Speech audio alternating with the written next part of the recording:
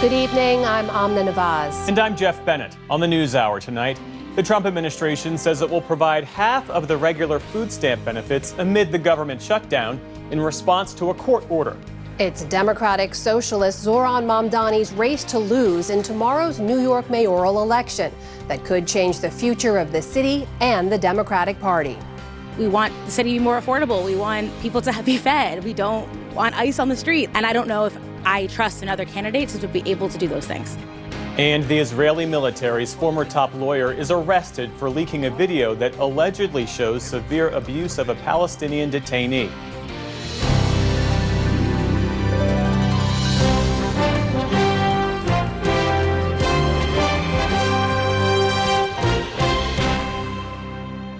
Major funding for the PBS NewsHour has been provided by the ongoing support of these individuals and institutions, and friends of the NewsHour, including Leonard and Norma Chlorfine, and the Judy and Peter Bloom Kovler Foundation.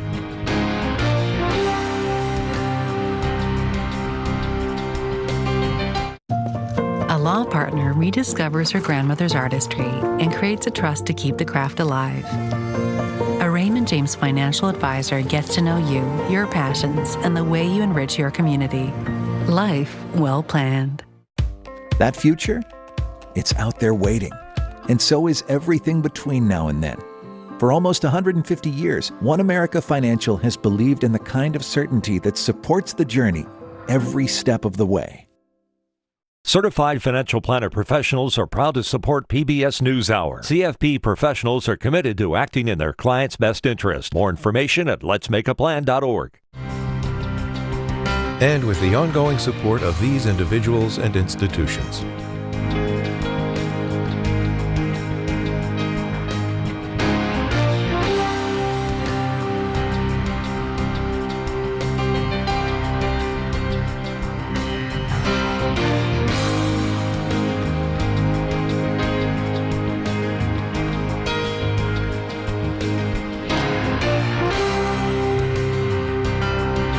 This program was made possible by the contributions to your PBS station from viewers like you.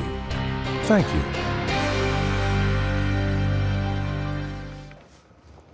Welcome to the NewsHour. As the federal government shutdown enters its 34th day, a critical safety net for millions of Americans, that's food aid, has run out for the moment. But today, a partial lifeline.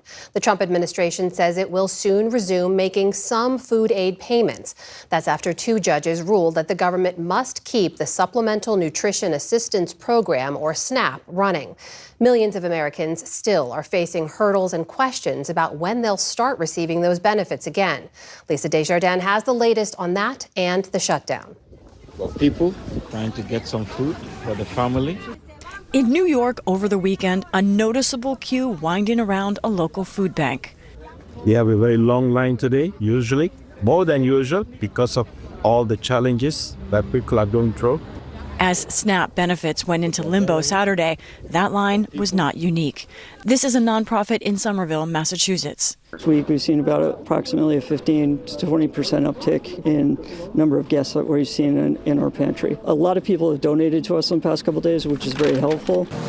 Today, the Trump administration responded to a court order saying it will pay benefits this month, but at roughly half the usual amount. And it's not clear when recipients will see those funds.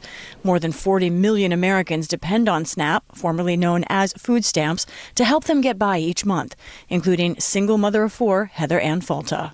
I'm working 10, 11-hour days, sometimes 6 days a week. And that's just to meet bill requirements. So the fact that my food budget is gone is seriously disheartening.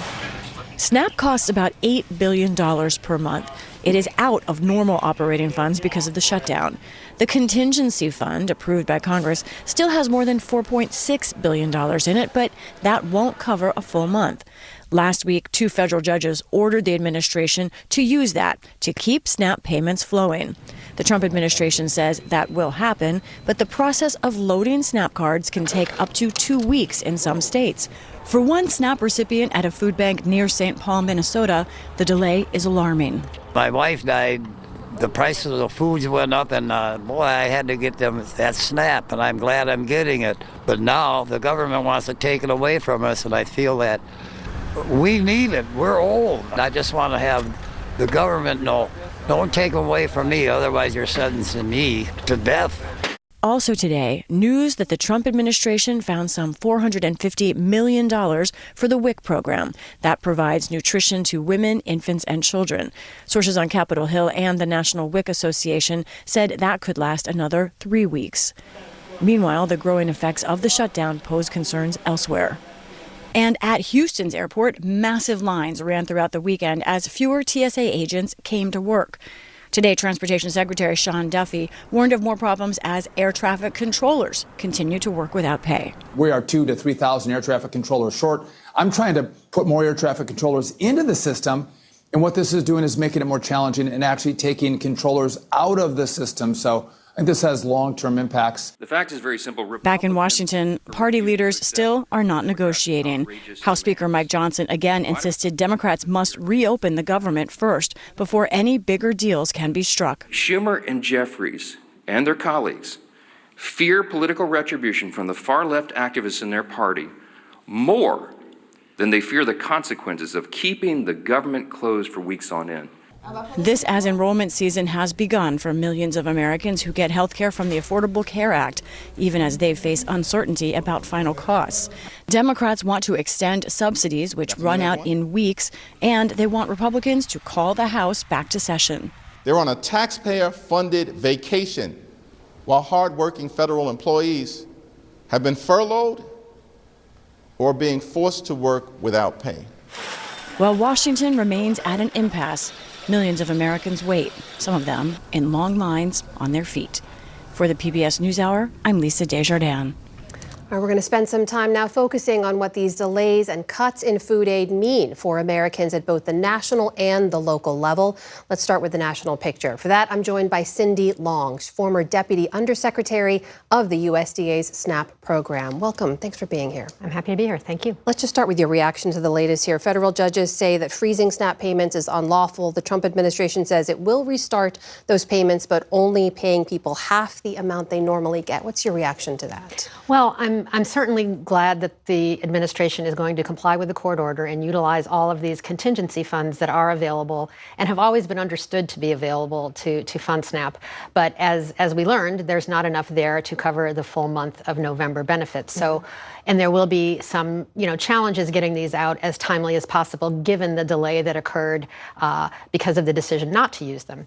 So it is certainly good to have some benefits flowing, but I think we need to be thinking immediately about what happens next. What does happen next for people getting half the amount they normally get? And explain to us why that delay in terms of what funds are going out and how it ends up on people's charges. Sure. Well, in a normal process, the federal government provides funds. Every month, the states run their data systems and create a giant file with all the information that's needed to issue benefits. They turn that over to a processor and the benefits go on the cards. Mm-hmm. That usually happens well in advance of the first of the month. Didn't happen this time. So now what needs to happen is FNS will release the funds quickly and give states some direction about how to reduce them because of the limited funds. They're going to have to rerun everything to get that reduced level into the system. The states will have to do that each at their own level. The states will each have to do that at their own level, again, at this reduced level. So they're going to have to redo whatever work they've already done. Yeah. Work with their contractors and get them out. And I think states systems vary in their nimbleness and how quickly they can respond. So I think we'll see varying timelines across the country. We've seen the federal government find funds, shift funds from one pot to another. Should they be doing that in this case to make whole those SNAP beneficiaries? Well, I think the answer is they could and they should have. USDA does have another source that they can tap, and that has been available for a while. It's an account that funds the school lunch program and other child nutrition programs. And because of the nature of those funds, it is fairly cash rich right now. And USDA has the ability to move funds from that account over to SNAP to help bridge the gap. They said today that they weren't planning to do that. But I will note that is one of the sources that they have been using to help keep the WIC program running, which is the right thing to do. And I think that's another source that needs to be looked at very carefully should this shutdown continue. What about states? Is there any way they can step in to help fill that shortfall? Well, some states had already announced, given the administration's previous decision, that they were going to try to do that. But the scale of a state budget compared to what the feds can do is just not comparable. And I think in most cases, the states were not going to be in a position to fulfill benefits for the entire month, which really just puts tremendous pressure on the beneficiaries and the emergency feeding system, food banks, and everyone else who is trying to step in and help folks. Big picture, when you look at what we're dealing with here, the USDA, we know, cited the government shutdown as the reason for its decision to freeze those SNAP funds. That's the first time it's happened in 6 decades of that program being in place in this country. And families are now dealing with this at a time of rising food prices, rising power bills. How would you describe the situation that people who rely on this program now find themselves in? Well, it is a precarious situation. They have spent the last week or so believing that they may not have any benefits available at all this month. I know that the food banks and the emergency feeding system has seen a huge spike in demand. But from the perspective of families, I imagine that they are relieved that something is going to be flowing, but they don't know when, and they don't know what's going to happen after this 50% benefit is used. So I imagine that they're under tremendous stress and are already thinking about how they're going to trade off things like, do I fill my prescription this month, or do I feed my kids or grandkids? Do I pay the rent this month, or do I try to put a little more money of whatever limited resources I have aside for food? It's a horrible situation. And it's important to remember that about 70% of SNAP households are children, elderly, or disabled. So this is a vulnerable population that is being put in a very precarious situation. Cindy Long, former Deputy Undersecretary of that SNAP program under USDA. Thank you for being here. Thank you for having me. And for more on all this, we're joined now by Elizabeth Kiever. She's the Chief Resource Officer at Harvesters. That's a regional food bank in Kansas City, Missouri. Thanks for being with us. Thank you for having me. I wonder, even before the shutdown, with higher inflation and a tighter job market, what kind of need were you already seeing? That's something that a lot of people didn't realize even before the shutdown, is that in this region that we serve, and frankly, in a lot of places across the country, food insecurity and hunger was higher than it's been in a decade. Year over year, last year, we saw a 10% rise. We went from having 1 in 8 folks in our region facing hunger to now 1 in 7. It's just been really challenging for so many of those folks. Like you said, rising inflation, affordability crisis when it comes to affordable housing, rising cost of food. It's just right now, folks are really feeling the pain even before the shutdown started. There can be a misconception about who relies on food banks, who relies on food stamps or SNAP. Who are you really serving? It's absolutely true. There has been a misconception about SNAP recipients for decades and decades, frankly, since the beginning of the program. But it's really important for people to know that 2/3 of folks who utilize the SNAP program are children and folks who are elderly and the disabled. And then the other vast majority have at least one full-time working member in their household. It's just a really inaccurate depiction of those who are using SNAP to say that those people are individuals who aren't working. They're people who have just a challenge between what they make every single day and how much it costs to live and to raise a family. When the Trump administration says it will provide partial SNAP funding in response to this court order, what's the real-life impact of that? Well, it is a step in the right direction. We are incredibly grateful that there is going to be signs that funds will be released. But it does create some confusion because we've never, in the history of the program, released partial payments. So when will folks receive that timeline? We're not really sure. So right now, we don't know what to tell people when they can really start to expect those dollars to be seen on their EBT card. It takes time for them to process how much that payment is going to be to the states, and then for the states, how to distribute that partial payment. So it's really challenging right now to communicate what people should be able to expect when they'll get their SNAP benefits. So in Missouri, the average household that relies on SNAP gets $332 a month. If that's reduced in half, what kind of choices is a family left to make? There are going to be really challenging choices that people are already currently making. And right now, we are having people who are telling us that they're making life-altering choices. I was speaking with a woman recently who was telling me that she was thinking about dropping out of school to become a dental hygienist because If she doesn't receive her SNAP benefits, she doesn't know how it's going to be for her to feed her family. And right now, with only receiving partial payments, it's not the ease that so many people were looking for when it comes to what the judge ruled on Friday. And especially now with the holidays upon us, with Thanksgiving upon us, we're already expecting demand to rise at our agencies. So only receiving partial payments for November SNAP benefits and, October benefits have already been used up. So it's going to be really difficult for families to be able to budget what they had lost if they are only receiving half. Does your organization have what it needs to meet the demand? At the end of the day, food banks like Harvesters cannot make up the gap that's left behind SNAP. Food banks across the country are truly the supplement to the Supplemental Nutrition Assistance Program. For every one meal that we provide, SNAP provides 9.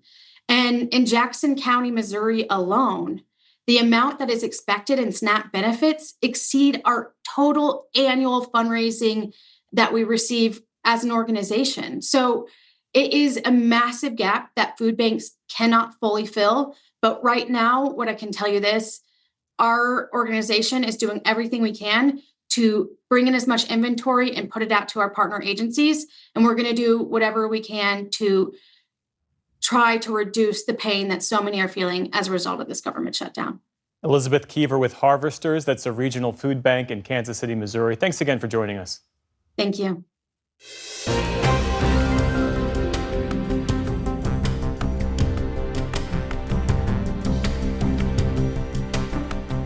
We start the day's other headlines in the Middle East. The Red Cross says that Israel transferred the bodies of 45 Palestinians to Gaza today.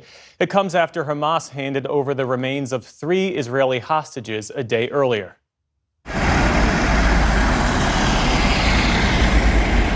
The convoy carrying the bodies arrived in Tel Aviv yesterday. All 3 were soldiers who were killed during the 2023 Hamas-led attack. The exchanges marked the latest step in fulfilling the terms of the shaky Gaza ceasefire deal. Another of those conditions is the increase of aid into the territory. Humanitarian groups and locals say that while supplies are getting in, more is desperately needed. We received this box of aid. Of course, it's not enough to feed us. Our basic needs exceed what this parcel offers. If we compare this to the aid coming in, it's nothing. Also today, Gaza's health ministry announced plans to vaccinate some 40,000 Palestinian children against diseases like measles and polio. The campaign is set to start next week. Famine has spread to 2 regions of war-torn Sudan.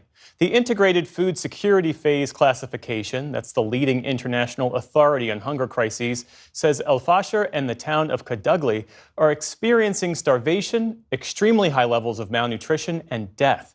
The group says 20 other areas are also at risk. Meantime, relief workers in northern Sudan are preparing for an influx of displaced people after El Fasher fell to RSF paramilitary fighters last week. A U.S. envoy tells the Associated Press that a truce is being negotiated in the hopes of ending the violence. What happened at El Fasher in the last 10 days is extremely sad. And it's a city that had been under siege anyway for the last year and a half. Our respective teams are working with both sides separately in an effort to finalize the details of this humanitarian truce. The UN says more than 40,000 people have been killed since fighting started in 2023 between Sudan's military and the RSF. But aid groups say the real number could be much higher. Nigerian officials are pushing back against any U.S. military operation in the country after President Trump suggested troops may go in, as he put it, guns a-blazing.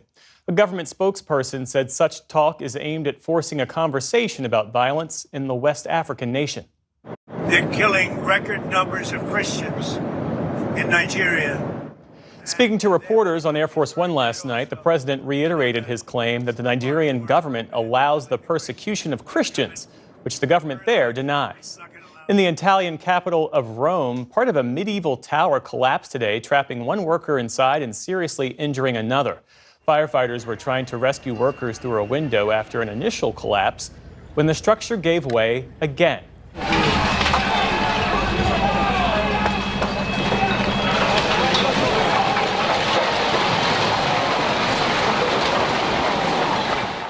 The second collapse trapped a worker inside, and it took hours for rescuers to save him. The tower, which is undergoing a renovation, dates to the 13th century and is just blocks away from the Coliseum.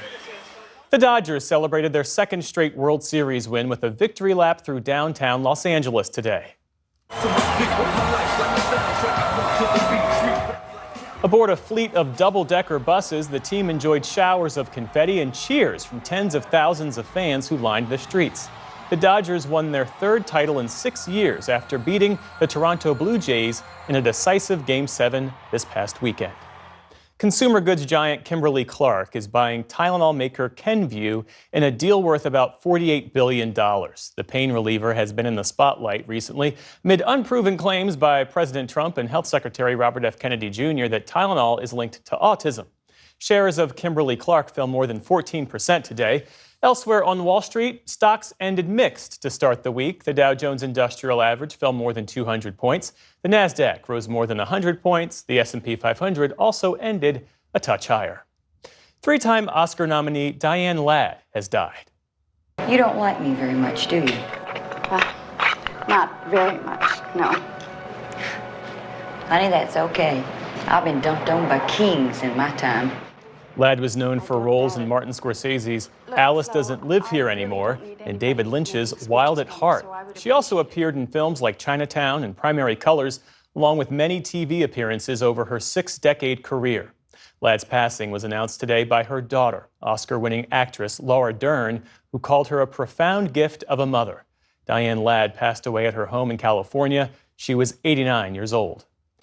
And Seti Warren, the director of Harvard's Institute of Politics, has died. He was the first popularly elected black mayor in Massachusetts history, leading the city of Newton from 2010 to 2018. An Iraq War veteran, he later ran for U.S. Senate and governor of Massachusetts. Harvard remembered Warren as a visionary and tireless leader.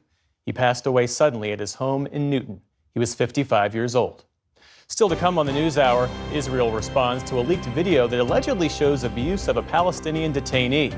Tamara Keith and Amy Walter break down the latest on the ongoing government shutdown. And an in-studio performance by Americana artist S.G. Goodman. This is the PBS NewsHour from the David M. Rubenstein Studio at WETA in Washington, and in the West from the Walter Cronkite School of Journalism at Arizona State University.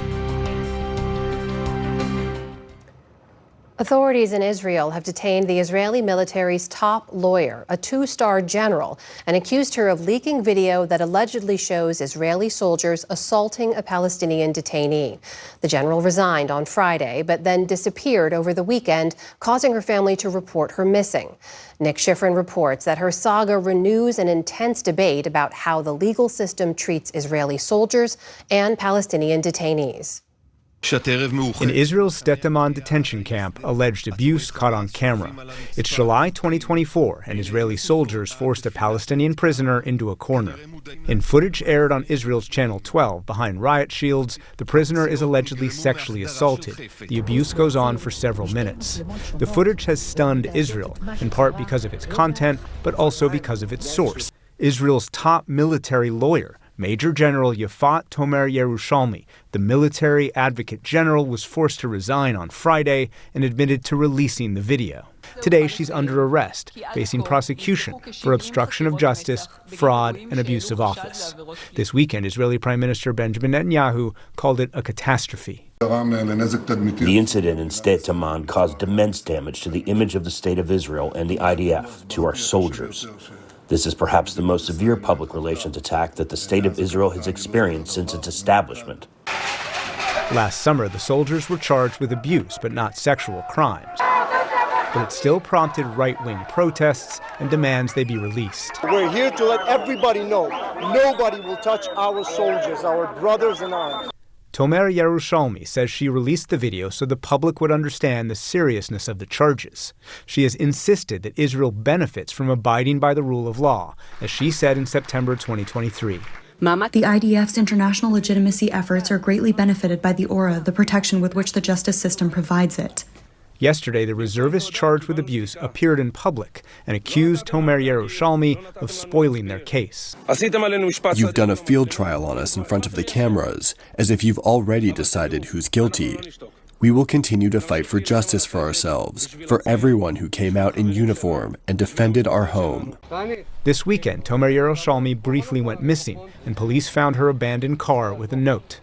Police later found her on a beach, safe but in distress. It's kind of a crisis for the rule of law in Israel and for the legal system in Israel.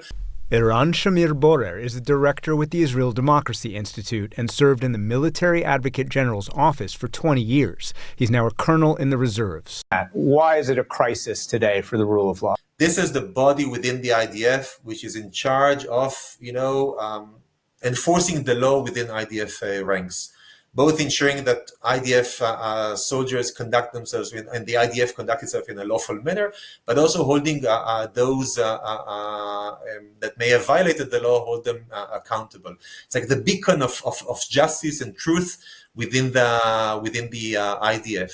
And how shocking is it that the Military Advocate General herself was behind this leak, and today that she's in detention? It is very, very shocking. Running investigations against soldiers and holding soldiers accountable for misconduct in the midst of a war, in the midst of a very intense operational activity. It's not something that could be taken easily. What started as an act of holding soldiers accountable became like a whole public debate over the notion of rule of law and those representing it within IDF ranks. Do you believe that there's any kind of systemic issue with the treatment of Palestinian detainees in military detention facilities? Over the time, it kind of improved. And nowadays, much less detainees there. But it was at the beginning, I think it was kind of problematic. I don't ascribe, to the. I followed some of the critiques around the world, that it's a Guantanamo, Israeli Guantanamo, or a black hole. I don't think this was an area of black hole, but definitely Israel wasn't excelling in the way that it treated the detainees there at the first phases of the conflict. Critics of Israeli military actions and of Israel's occupation argue Tomer Yerushalmi is being prosecuted as a political tool. Certainly what the Israeli right is trying to do now is to make an example of her, to put so much pressure on her in a way that shows anyone who could potentially hold this government or the decision makers here to account, to remind them that it's not worth doing that. They've put a very clear price tag on speaking out.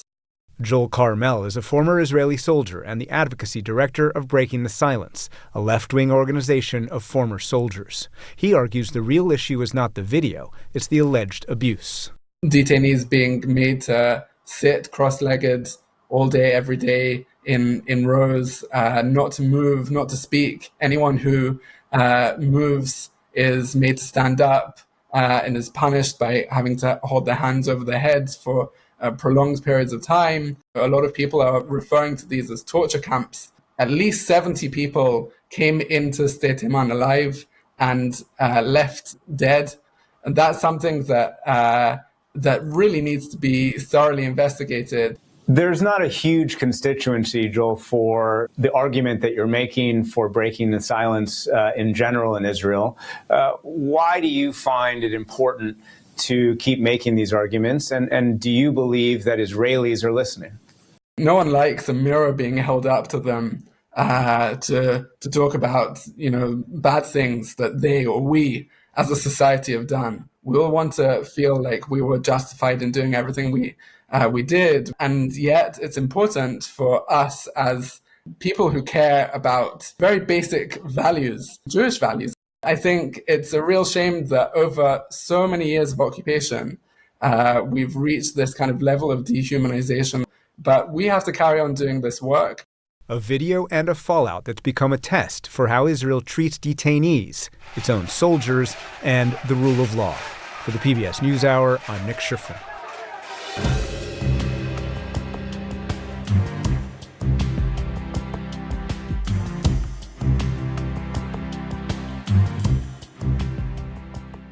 More than 730,000 New Yorkers have already cast ballots ahead of tomorrow's mayoral election, more than 4 times the number that voted early 4 years ago. It's a race with big stakes for the city and beyond.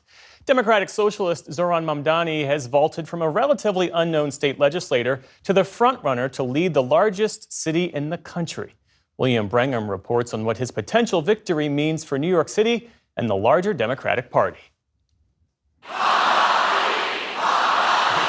At a packed concert venue in Queens recently, thousands of supporters gave Zohran Mamdani the rock star treatment. Mamdani joked about just how unlikely his meteoric rise was. As recently as this February, our support had reached the eye-watering heights of 1%. We were tied with noted candidate someone else. But today, he is the frontrunner to be New York's next mayor after winning a crowded Democratic primary with his charismatic, relentlessly on-message campaign about affordability. No New Yorker should ever be priced out of anything they need to survive. His supporters are all in. What is it going to be like in the future when we want to raise families, when we want to do whatever else? And it's important that there's a groundwork for that, which currently right now is a little shaky. We want the city to be more affordable. We want, people to be fed. We don't want ice on the street. These are all things, and I don't know if I trust in other candidates to be able to do those things. It feels like change, and it feels like this is a hope for change for the better. The 34-year-old Democratic Socialist is leading most polls by double digits. Republican Curtis Sliwa, founder of the volunteer vigilante group the Guardian Angels, and former New York Governor Andrew Cuomo are trailing. And the voters are going to have to decide in this election what candidate has the plan to save the city and what candidate can get it done, not just talk about it. Hello. What's happening? Cuomo is running as an independent after his stunning loss in the Democratic primary this summer. Mamdani beat him by more than 12%. New York's current mayor, Eric Adams, endorsed Cuomo in late October after abandoning his own independent bid. And I'm going to fight for the family with Andrew Cuomo. In the campaign's closing weeks, Cuomo, running a distant second, has been courting conservative-leaning voters, including trying to turn Mamdani's support for Palestinians against him. The offense he has shown to the Jewish community, he should be ashamed of himself.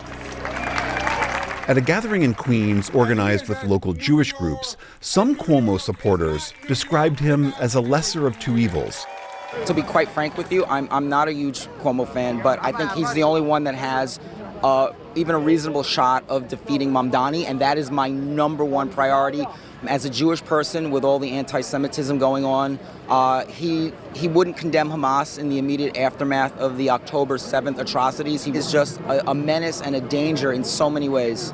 Mamdani has called Israel's actions in Gaza a genocide, and he has been meeting with Jewish leaders across the city. He's also called out what he says is blatant Islamophobia coming from his opponents, like when Andrew Cuomo recently chuckled after a radio host suggested that Mamdani, who is Muslim, would celebrate another 9/11 terrorist attack occurring. Mamdani says he is committed to fighting anti-Semitism and that his views on Israel have no bearing on his ability to lead the city. I look forward to being a mayor for every single person that calls this city home. And that includes Jewish New Yorkers who may have concerns or opposition to the positions that I've shared about Israel and Palestine. Patrick Gaspard has advised several New York mayors and is an informal advisor to the Mamdani campaign. He says Mamdani's position on Gaza is not the political drag some analysts believe, noting that polls show more than 70% of Democrats oppose providing additional economic and military support to Israel. Where you stand on this issue, on the issue of Gaza and the rights of the Palestinians, is almost like the point of entry into the conversation. I'll let you come onto my porch to talk about the things that matter, like public education, policing, quality of life.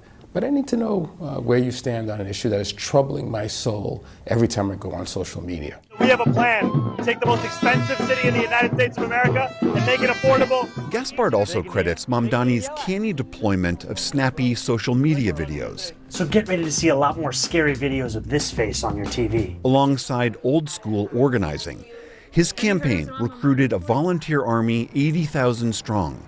But Gaspard also points to another energizing force. I don't believe that this candidacy is possible at this decibel level, if not for Donald Trump's victory. President Trump's fingerprints have been on this race for months, from dropping federal corruption charges against Mayor Adams to publicly suggesting Curtis Sliwa should drop out. I'm not dropping out. And most recently, with his deployment of federal agents to round up immigrant street vendors and seize people coming into a federal building for immigration appointments. Trump has also threatened to arrest Mamdani if, as mayor, he tries to stop these deportation efforts. If you have a communist running New York, all you're doing is wasting the money you're sending there. So I don't know that he's one, and I'm not a fan of Cuomo one way or the other, but if it's going to be between a bad Democrat and a communist, I'm going to pick the bad Democrat all the time, to be honest with you. If Zoran hires people who are truly talented, independent, and good at running their agencies and lets them do their jobs, they can do really well. If everyone has to be a 26-year-old that went to Oberlin and passed the progressive purity test, then we're screwed. We will see. Bradley Tusk is a venture capitalist and political strategist who ran Mayor Michael Bloomberg's re-election campaign as an independent in 2009. He says if Mamdani is elected, he faces big fiscal challenges and will have limited to no power to unilaterally enact some of his promises, including raising taxes. They will use Zoran as the poster child. They being the Republicans. The Republicans all over the country to indict whoever the Democrat is running for office. And to a certain extent, if he proves to be a decent mayor, that will have less teeth to it. Hello, everybody. That's one reason, Tusk says, national Democrats, like Senate Minority Leader Chuck Schumer, are so wary about Mamdani. The Brooklynite senator has not endorsed him. Do you think that there is something that the Democratic Party could learn from Mamdani's success? A lot. I mean, one, he has a positive, affirmative message. If you look at the Democrats, especially in Washington, I couldn't tell you what their message is, other than that they're unhappy. Back in Queens, Mamdani was joined by two other Democratic Socialist stars, New York Representative Alexandria Ocasio-Cortez and Vermont Senator Bernie Sanders.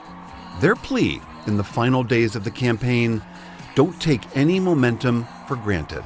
They will attack us from every conceivable angle, but we will not bend. New York is not for sale.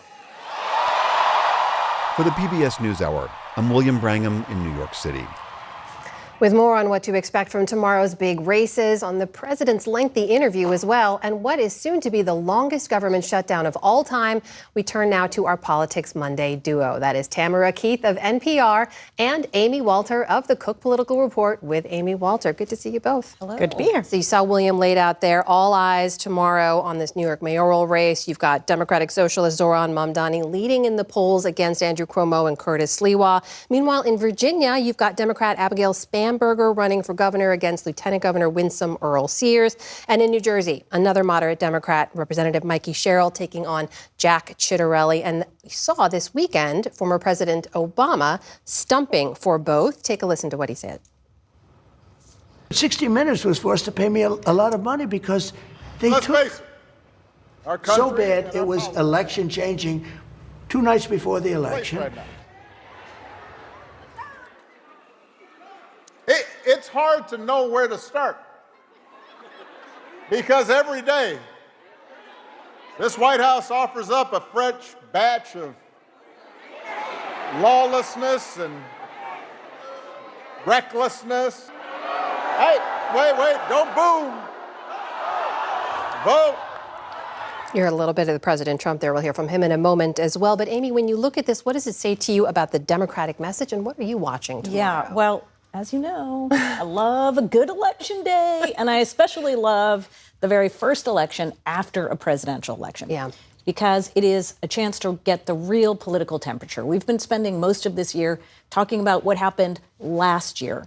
We talk a lot about polls. Here's the first chance where voters get to weigh in. Now, New Jersey and Virginia are very different from New York City. New York City is essentially a Democratic primary contest. It's important in understanding, in many ways, what's going on within the Democratic Party and some of the tensions within the Democratic Party about who they want as a messenger and what kind of message they want. Virginia and New Jersey, although they're not real swing states in the way that, say, a Michigan or Pennsylvania is, these are still states that Trump only lost by 6 points. Mm-hmm. I think what ties all of those races together, though, is that the issue of affordability, the issue of the cost of living, which was what dragged down President Biden in 2024 and Democrats in 2024, now it's the anvil that Republicans have to carry. And if you watch the ads, if you live in any of those states, you don't really have much of a choice. You're seeing a lot of the ads. The attacks on Donald Trump from Democrats really are focused on the cost of living. Yep. Things are more expensive because of what Donald Trump did. That's very different than the messaging we saw, say, back in 2024 or 2017, when it was really much more on Trump's behavior. Yeah. Because people did, back then, see him as stronger on the economy than they do now. Tam, what about redistricting, specifically in California, where it looks to be on a glide path? What role is that going to play tomorrow and beyond?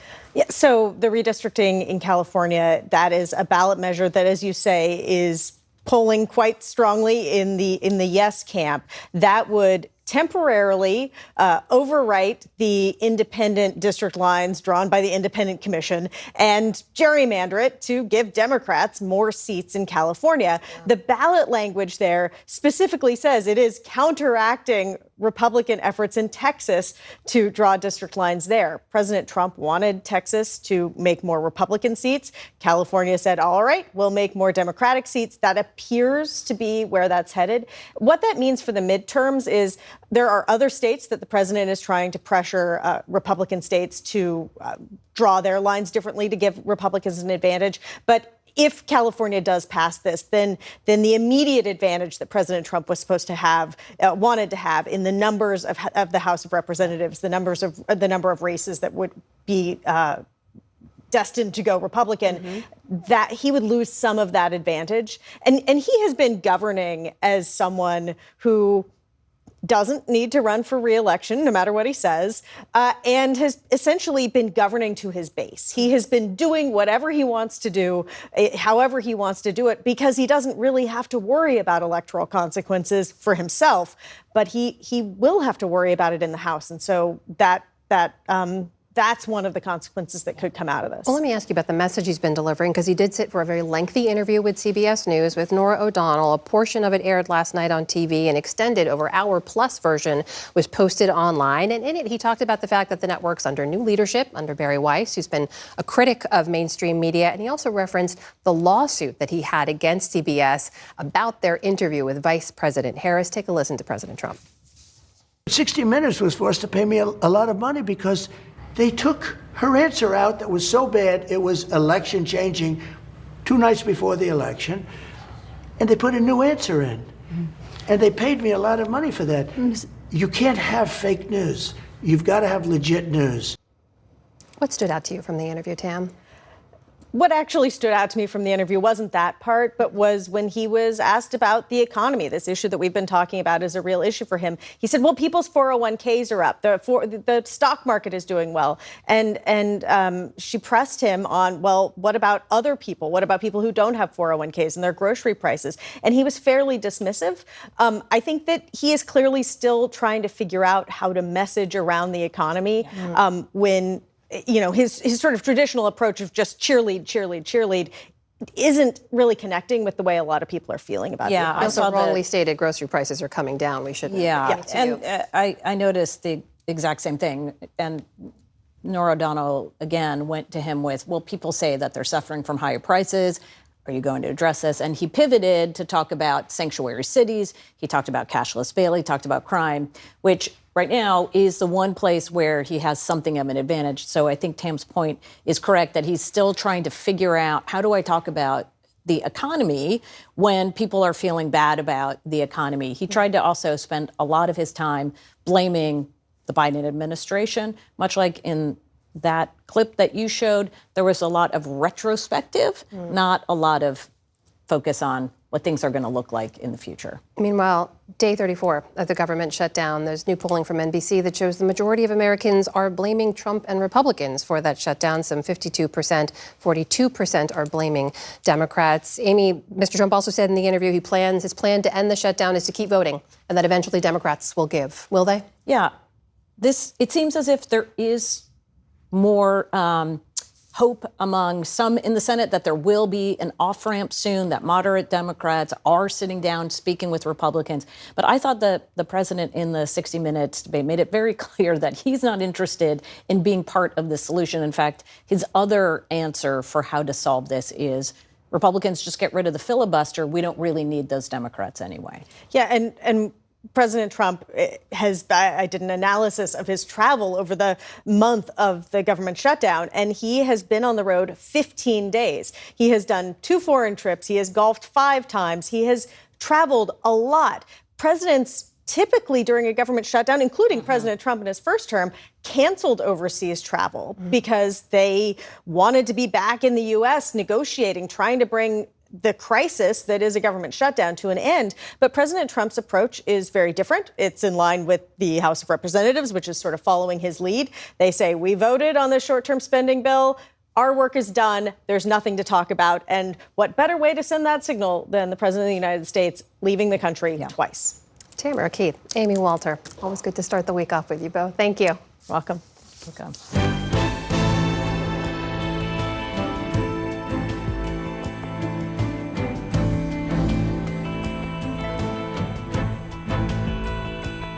Singer-songwriter S.G. Goodman has been hailed as one of the most evocative voices to emerge from the American South in recent years. Raised in the small river town of Hickman, Kentucky, Goodman blends rock, country, and folk into songs that wrestle with faith, identity, and the meaning of home. I spoke with her recently about her new album, Planting by the Signs, and she played one of her new songs in studio as part of our arts and culture series, Canvas. S.G. Goodman, welcome to the NewsHour. Thanks for having me. Yeah.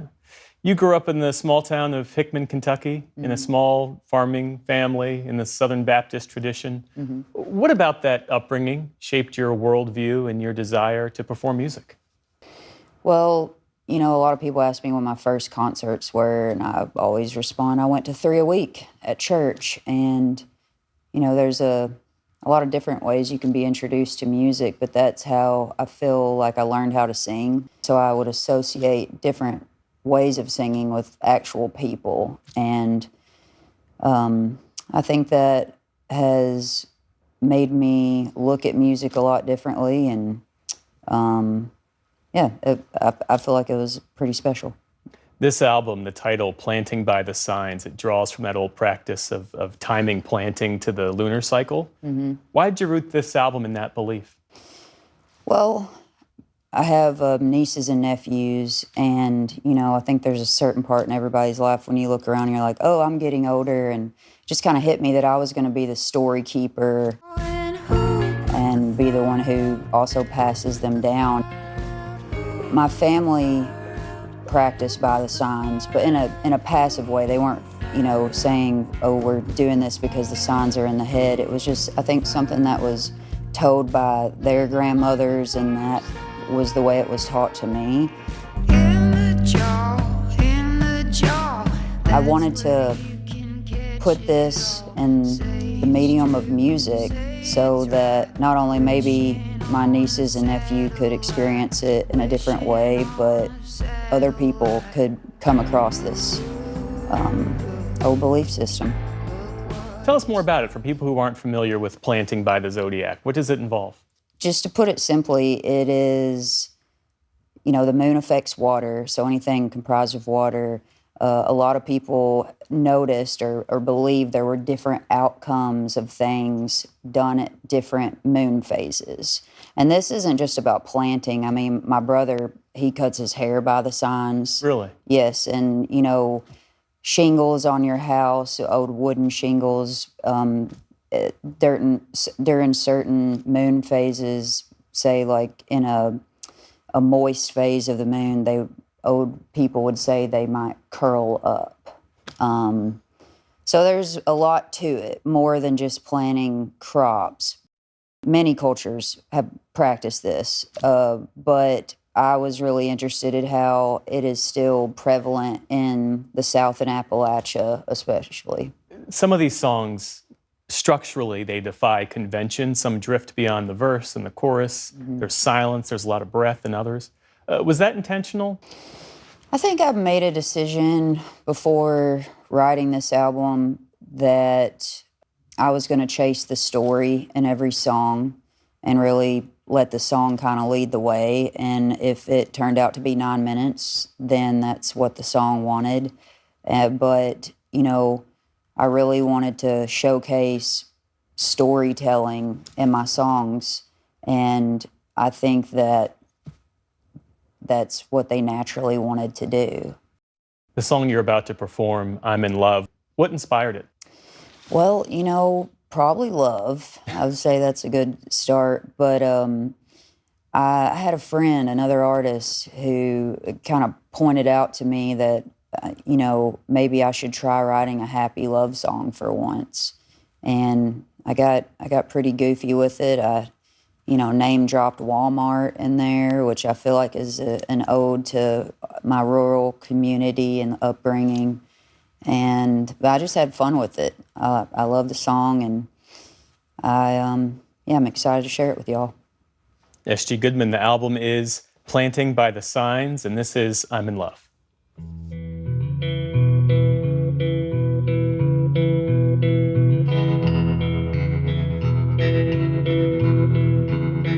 All this early birds now singing like the late night talking fool.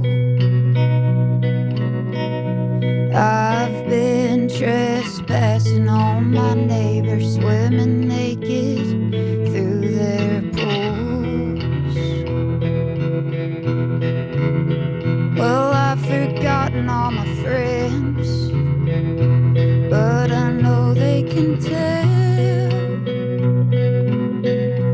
that I'm in love, I'm in love, I'm in love, I'm in love.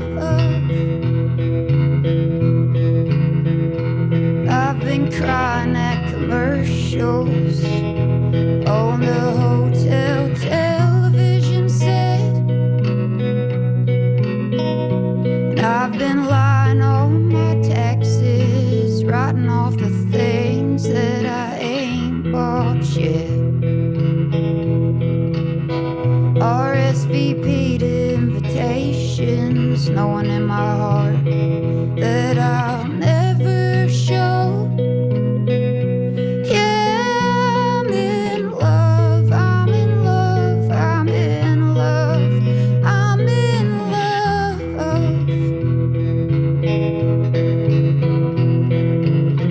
The moon is right now for cutting my hair. I'm checking out Walmart collections of underwear. I'm in love, I'm in love, I'm in love, I'm in love. Half-hour conversations in the checkout line at the grocery store, telling my whole life now to strangers in a way I've never done before. Yeah, and I'm dancing in my kitchen, singing into a spoon, that I'm in love, I'm in love, I'm in love, I'm in love. Well, I'm just trying to build a good life, nailing down shingles in the right side, no curling in the daylight, all like the old folks. And be sure to join us tomorrow night for coverage of Election Day right here on the NewsHour and live results on our website. And that is the NewsHour for tonight. I'm Amna Nawaz. And I'm Jeff Bennett. For all of us here at the PBS NewsHour, thanks for spending part of your evening with us. Major funding for the PBS NewsHour has been provided by friends of the NewsHour, including Robert S. Kaplan and Wendy J. Selden through the Raymond James Charitable Endowment Fund. I absolutely love my job because I love the people I work with. Everyone is trying to connect on a personal level. We look out for one another. We love to see our teammates thrive. You don't have to change how you walk. You don't have to change how you talk. We can bring our authentic selves to work and do our best stuff. That's joy.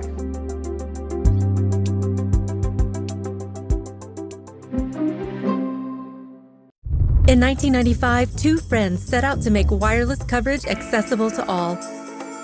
With no long-term contracts, nationwide coverage, and 100% US-based customer support.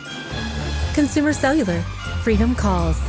Certified financial planner professionals are proud to support PBS NewsHour. CFP professionals are committed to acting in their clients' best interest. More information at letsmakeaplan.org. The Ford Foundation, working with visionaries on the front lines of social change worldwide.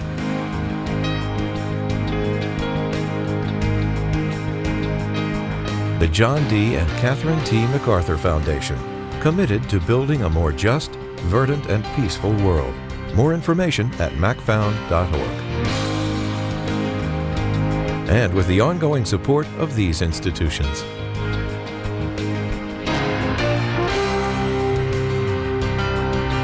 This program was made possible by the contributions to your PBS station from viewers like you. Thank you.